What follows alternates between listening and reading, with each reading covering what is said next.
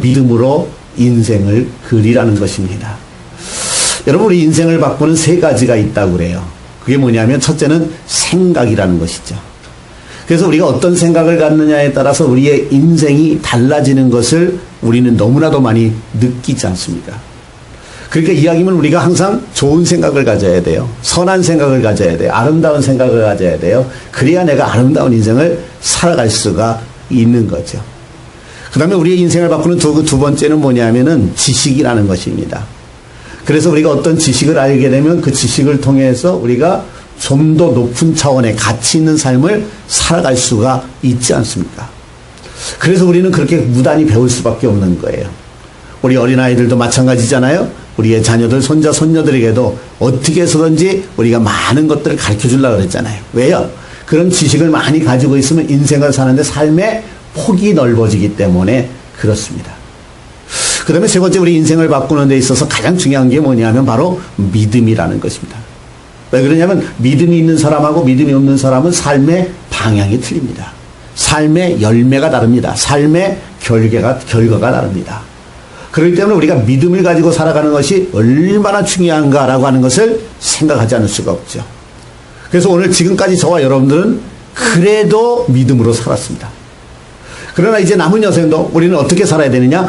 계속해서 믿음으로 살면서 우리의 인생의 그림을 그려 나가야 된다는 것이죠. 여러분, 오늘 이제 우리가 성경을 통해서 보면 이 바울이라고 하는 사람은요, 지금 최악의 상황 속에 있습니다. 그런데 최악의 상황 속에서도 그는 믿음으로 최선의 그림을 그리고 있는 모습을 보여주고 있습니다. 자, 지금 바울은 어디에 있다 그랬어요? 감옥에 갇혀 있다 그랬습니다. 보통 사람들이 그렇잖아요. 감옥에 갇히게 되면은요, 좌절합니다. 실망합니다. 야, 이제 내가 여기서 무엇을 할 것인가. 그 당시에는요, 이 감옥에 갇혀 있다가 잘못하면 그냥 끌려가서 죽을 수 있는, 그러한 시대거든요. 뭐 요즘처럼 이제 무슨 이제 지방법원, 고등법원, 대법원 이렇게 해가지고서 안 되면 헌법재판소까지 고소, 이럴 수 있는 상황이 아니거든요. 그러니까 이 감옥에 갇혀서 사실은 불안할 수도 있고, 초조할 수도 있고, 좌절할 수도 있고, 실망할 수도 있는 그러한 상황입니다. 그럼에도 불구하고 사도 바울은 결코 좌절하지 않습니다. 초조해하지도 않습니다. 그리고 오늘 여기 본문에 보니까는 빌립보서 1장 19절에 이렇게 말씀하고 있죠. 이것이 너희의 간구와 예수 그리스도의 성령의 도우심으로 나를 구원에 이르게 할 줄로 아는 거로 그랬습니다.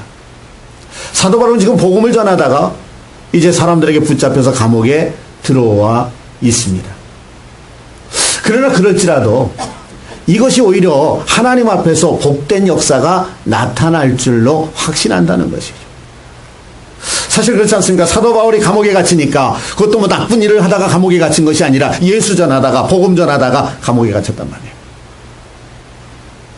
그러면 성도들이 가만히 있겠습니까? 아니죠. 아니죠.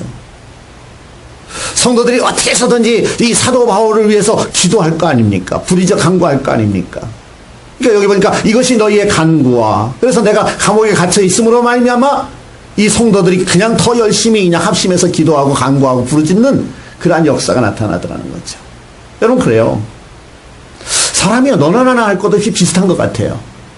우리가 편하고 잘 되고 별 이제 문제가 없고 그러면은요, 사람들이 잘 기도를 안 하더라고요. 제가 평생을 보고 느끼는 거예요. 근데 힘들고 어려우면은요, 안 나오던 새벽 기도도 나오고, 그냥 하나님 앞에 부르짖어 기도하기도 하고요, 울면서 기도하기도 하고요, 막 때를 쓰면서 기도하기도 하고요. 그런데 내가 기도함으로 말미암아 내가 소망하는 어떤 문제가 이루어지는 역사도 중요하지만은 더 귀한 것이 있더라고요. 기도함으로 말미암아 그 사람이 더 하나님 앞에 가까이 나가게 되고, 기도함으로 말미암아 그 사람의 영성이 더 풍성해지는 그러한 역사들을 많이 보게 되더라, 그런 얘기죠. 그러니까 지금 사도 바울이 감옥에 갇혀 있어요. 그걸로 인해서 성도들이 기도하고 있어요. 그걸로 인해서 많은 성도들이 영적으로도 성장해질 수 있는 놀라운 기회를 만들게 되고요. 또 뿐만 아니라 사도 바울이 감옥에 갇혔으니 우리가 복음을 전하자라고 하면서 또 복음을 전하는 역사가 나타나고요. 얼마나 좋습니까? 그러니까 사도 바울은 오히려 그런 것들을 바라보면서요, 더 감사하는 거예요. 그러면서 또 성령께서 자기를 도우실 것이다. 그리고 나를 구원에 이르게 할 줄 아는 거로 더 좋은 일의 역사를 하나님께서 허락해 주실 것이다 라고 하는 믿음을 갖게 되는 거죠.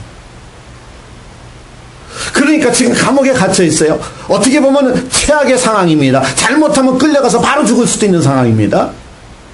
그런데 낙심하지 않습니다. 오히려 거기에서 뭔가 소망을 갖고 기대를 갖고 있는 이러한 모습을 보여주고 있는 거죠. 사람들은 조금만 힘들면 주눅들어요. 그런데 바울은 어때요? 주눅들 상황 속에서도 주님께 오히려 영광 돌릴 꿈에 부풀어 있는 것을 보게 됩니다. 여기 빌립보서 1장 20절에 한번 보세요. 뭐라고 말씀하고 있어요? 사도 바울이 말합니다. 나의 간절한 기대와 소망을 따라. 그러니까 사도 바울이 뭐가 있다는 거예요? 지금 감옥에 갇혀 있어서 웬만한 사람 같으면 꿈이 포기되고 비전이 없어지고 정말 소망이 사라질 수밖에 없는 그러한 상황 아닙니까? 그런데 오히려 사도 바울은 뭐라고 얘기하고 있어요? 나의 간절한 기대와 소망을 따라 간절한 기대가 있다는 거죠. 소망이 있다는 거죠. 그게 뭡니까?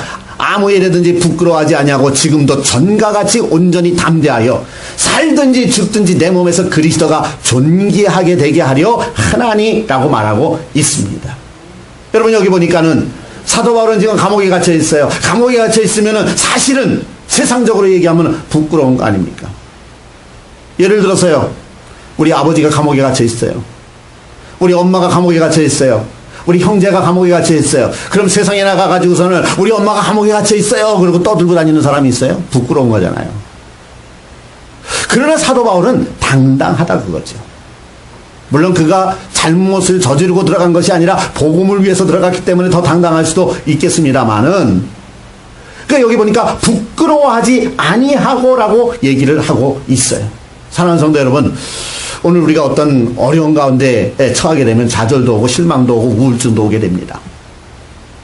그러나 그럴 때 우리 믿음의 사람들은 어떻게 해야 되느냐 하면은요, 우울증이 오면은 우울증아 물러가라. 나사렛 예수의 이름으로 물러나라. 나는 하나님의 자녀다. 감히 내 앞에서 까불지 말라. 이러고 좀 소리 지를 수 있어야 돼요. 우리가 사극에 보면 그러잖아요. 뭐 임금님 딱 태우고서는 가면은 물러가라. 그러고 소리 지르잖아요. 그러니까 우울증아 물러가라 소리 질러야 되고요. 좌절아 물러가라. 실망아 물러가라. 아니 외칠 수 있어야 돼요. 감히 내가 하나님의 자녀인데 나한테 네가 찾아올 수 있냐 막 이러면서 말이에요. 부끄러워할 필요 없어요. 그렇잖아요. 그래서 뭐라고 얘기합니까? 지금도 전과 같이 온전히 담대하여 그랬어요. 전에도 담대했다는 거예요. 근데 지금 내가 감옥에 갇혀 있다고 해서 담대할 이유가 하나도 없다는 거예요. 그러니까 항상 사도 바울은 하나님 안에서 담대하게 살아간다. 사랑하는 성도 여러분, 우리가요 좋은 일도 있지만 어려운 일이 생기잖아요. 올라갈 때도 있지만 내려갈 때도 있잖아요. 사람이 올라갈 적에는요 담대하게 막 외칩니다. 그죠? 근데 내려가면은요 기가 죽어갖고 그러지 말라니까. 거기에도 하나님의 뜻이 있어요. 우리 믿음의 사람들한테는요. 그러니까 올라갈 때도 담대하고 내려갈 때도 담대하고 그러면서 사도 바울은 무슨 소망을 가지고 있어요? 무슨 기대를 가지고 있어요? 여러분들은 어떤 소망이 있습니까? 어떤 기대가 있습니까? 나의 간절한 기대와 소망이 있다. 여러분들 지금 어떤 간절한 기대가 있죠? 어떤 소망이 있죠? 근데 사도 바울은 이렇게 말합니다. 나에게 간절한 기대가 있고 나에게 간절한 소망이 있는데 그게 뭐냐? 나는 살든지 죽든지 내 몸에서 그리스도가 존귀하게 되게 하려 하나니 그랬어요. 그러니까 그의 간절한 소망은 뭐냐면 어떻게 하면 나를 통해서 그리스도의 이름이 드러날까? 그리스도의 영광이 나타날까? 나를 통해서 어떻게 하면 그리스도에게 그 이제 은혜를 따라서 많은 사람이 복음을 받고 구원을 받을 수 있을까? 이런 생각을 하고 있는 거예요. 이런 생각. 그러니까 좌절할 시간이 없는 거예요. 여러분 그렇습니다. 우리가 어떤 분명한 소망을 가진 사람은요 좌절할 시간이 없어요. 좌절할 이유도 없고요. 할렐루야. 사랑하는 성도 여러분, 오늘도요 우리가 정말 예수 그리스도 안에서 하나님께서 나와 함께 하심을 믿고 내가 주님의 영광을 위해서 살겠다고 몸부림치고 살아가는 사람들은요 어떤 상황 속에서도 뭐가 나오느냐? 찬송이 나올 수밖에 없어요. 기쁨을 표현할 수밖에 없어요. 그러니 그러한 인생이 어찌 초라해질 수 있겠느냐 그거죠. 사도 바울은 어떤 상황 속에서도 믿음으로 자기의 인생을 그려나가더라. 오늘 저와 여러분들도 사도 바울과 같이 정말 믿음으로 인생을 걸어나가면서 초라해질래야 초라해질 수 없는 인생, 멋진 인생을 살아나가시기를 주님의 이름으로 축원합니다.